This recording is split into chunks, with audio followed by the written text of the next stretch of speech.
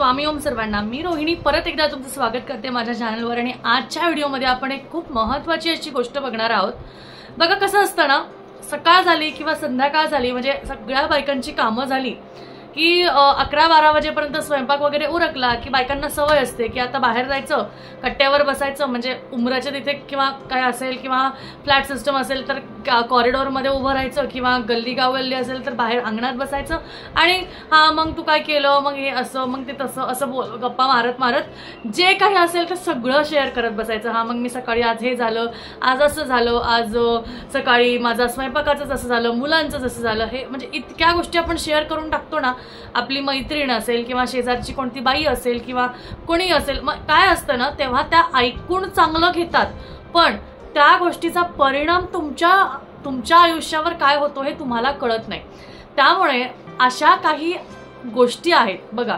तुम्हाला तुमच्या आयुष्यात आनंदी राहायचंय, सुखी राहायचंय, समाधानी राहायचंय, श्रीमंत राहायचंय आणि त्याचबरोबर तुम्हाला अगदी आपण म्हणतो ना की असं आयुष्य जगायचं आहे ज्यामध्ये कुठलेच कॉम्प्लिकेशन्स नसावे. कॉम्प्लिकेशन्स म्हणजे कोणत्याच प्रकारचे अशा गोष्टी नसाव्या ज्याच्याने तुमच्या स्वतःच्या आयुष्यात काहीतरी घडेल, काहीतरी प्रॉब्लेम्स क्रिएट होतील. अशा गोष्टी मला तुम्हाला सांगायचं आहे की तुम्हाला तुमच्या आयुष्यातल्या काही गोष्टी मी शोधून 10 आणल्या आहेत, पण त्यामधल्या अजून तुम्हाला काही माहिती असेल तर मला कमेंटमध्ये सांगा. मला नक्कीच आवडेल तुम्ही जर का मला खाली पॉइंट्समध्ये लिहून सांगितलं, नक्कीच आवडेल तुम्ही मला ह्याबद्दल जर का कळवलं तर. बघा काय असतं ना, आपण खूप गोष्टी बोलायच्या नादात, एकमेकींशी गप्पा मारायच्या नादात, सकाळी असू दे किंवा संध्याकाळी चहा वगैरे पाण्याची वेळ असेल तर संध्याकाळी उमरावर बसून मग तिथे गप्पा मारायच्या. सर्वात महत्त्वाचं ही एक गोष्ट टाळा. तुमच्या दाराबाहेर उभं राहून तुमच्या मैत्रिणींशी, लोकांची जे गप्पा गोष्टी, मग ते मोठमोठ्याने खिदळणं, मोठमोठ्याने ओरडणं म्हणजे असं गप्पा मारणं आणि मग एकमेकींचं उणं धुणं काढणं किंवा कोणाचं काय बोलणं, म्हणजे तुम्हाला कळलं असेल मला काय म्हणायचं, ते सगळं करणं सगळ्यात आधी टाळा. सगळ्यात आधी ती गोष्ट टाळा. मी हे तुम्हाला सांगते. का टाळायची तर ज्या घरातली लक्ष्मीच किरकिरी असते, मी असंच बोलेल, म्हणजे ती सगळं नुसतं आपलं फापट पसारा करणारी असेल, सगळीकडेच सांगत बसणारी असेल, त्या घरात लक्ष्मी एक तर कधी टिकत नाही. त्यामुळे तुमचं काही असेल, काही गोष्टी असेल, अरे थोडंसं मैत्रिणीबरोबर थोडंसं ओपन अप झालं, थोडंफार ओके ठीक आहे, पण सगळ्याच गोष्टी सांगत बसणं नाही.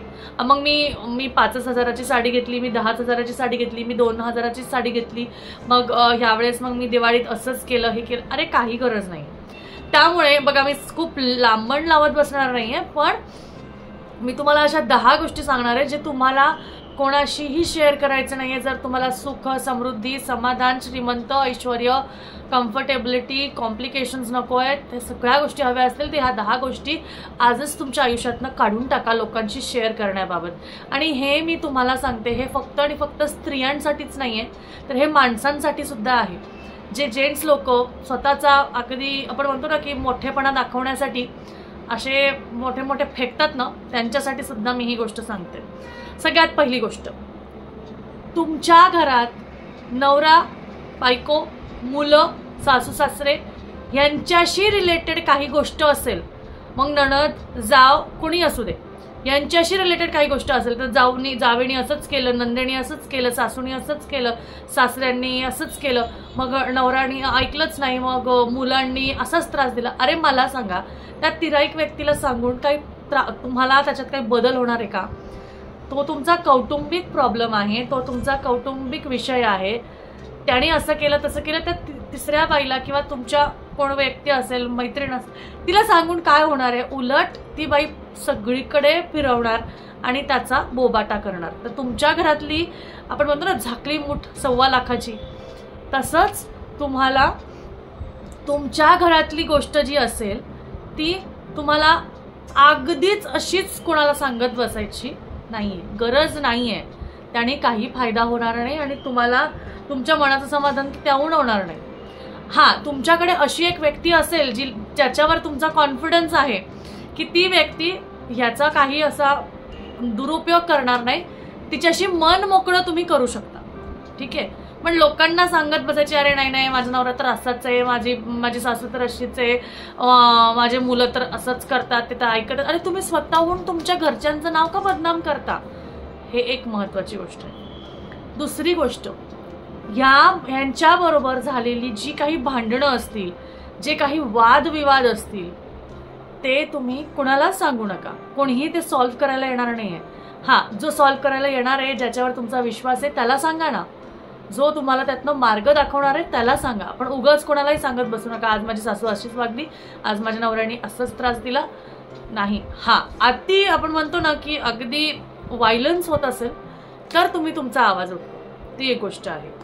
त्यानंतर सगळ्यात महत्त्वाचं, तुमच्याकडे पैसे किती आहेत, तुमच्याकडे सोनं किती आहे, तुमच्याकडे दागिने किती आहेत, तुमच्याकडे ज्वेलरी म्हणजे वेगळ्या काही असतात ना, म्हणजे इमिटेशन का असू दे, म्हणजे तुमच्याकडे कपडे किती आहेत. माझ्याकडे तर एवढ्या साड्या आहेत, माझ्याकडे ना पैठणी ना 25,000ची पैठणी आहे. अरे मला सांग, तिला सांगितल्याने तिला असंच वाटलं अरे माझ्याकडे नाही आहे, किंवा ती म्हणाला अरे माझ्याकडे तर 50,000ची. असं का कॉन्व्हर्सेशन करायचं?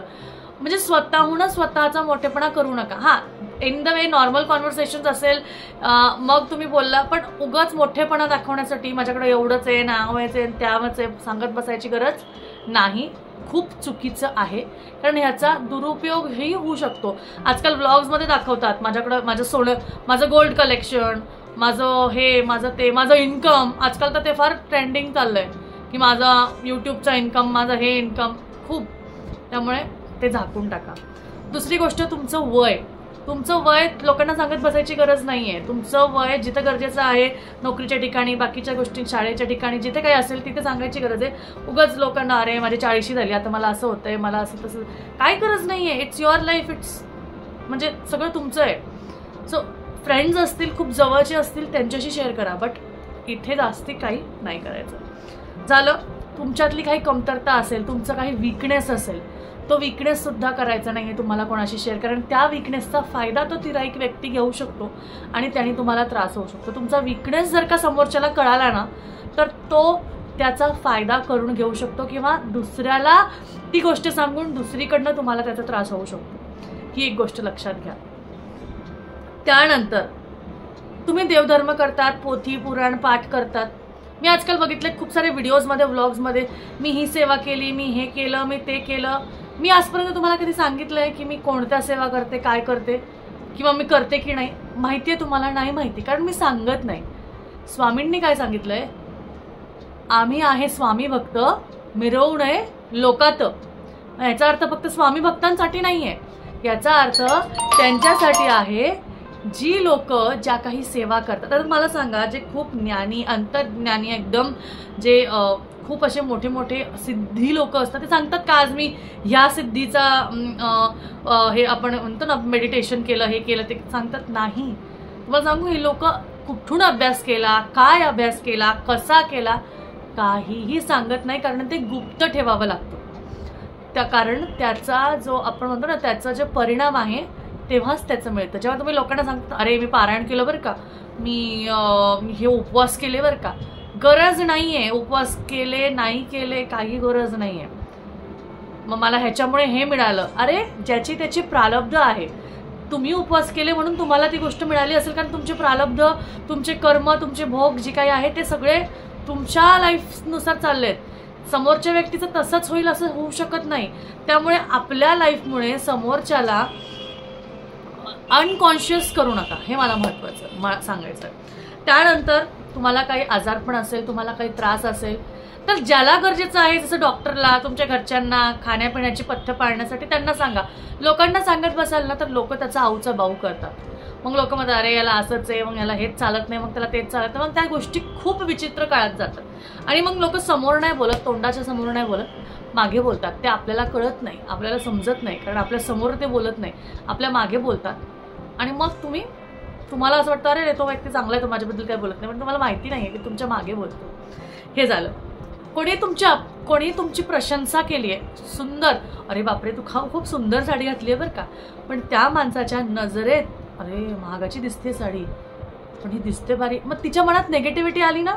किंवा काही लोक असेही असतात की अरे छान आहे का साडी तुझी, कुठून घेतली, असेही म्हणणारे असतात, ज्यांची पॉझिटिव्ह व्हायब्रेशन्स. तुम्हाला सांगू, मला स्वतःला एक असं माझ्यामध्ये एक गोष्ट माहिती नाही, मला स्वतःहून असं गोष्ट जाणवते की कोणताही व्यक्ती ज्या पद्धतीने माझ्याशी बोलतो ना, मला ते कळतं की तो नेगेटिव्ह वेनी बोलतोय का तो पॉझिटिव्ह वेनी बोलतोय, आणि मग मी त्याचं उत्तर त्याला तसंच देते. मला काय माहिती, पण मला समजतं या गोष्टी, आणि मग मी त्या पद्धतीने त्याचं उत्तर देते.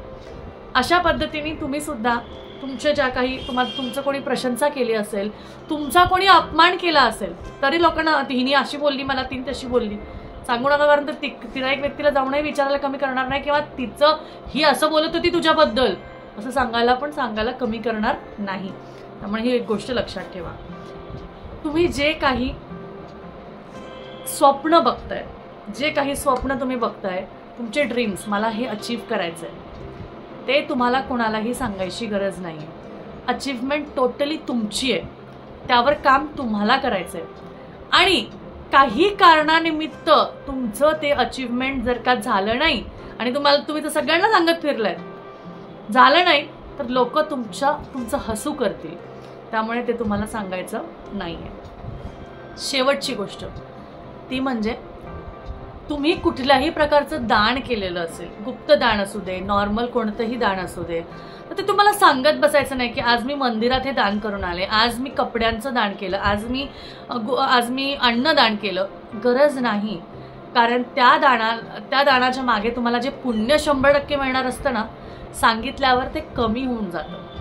तर त्यामुळे ह्या 10 गोष्टी आवर्जून लक्षात ठेवा, आणि कधीच कोणाशी शेअर करू नका, कारण शेअर केले की त्याचे परिणाम वाईट होतात, आणि ह्याचे अनुभव तुम्हाला स्वतः मिळाले असतील. यातले तुमचे काही स्वतःचे अनुभव असतील ना, मला कमेंटमध्ये सांगा आणि मला कळवा की ते काय आहे आणि काय नाही. चला भेटूया परत पुढच्या व्हिडिओमध्ये. तोपर्यंत काळजी घ्या. श्री स्वामी समर्थ.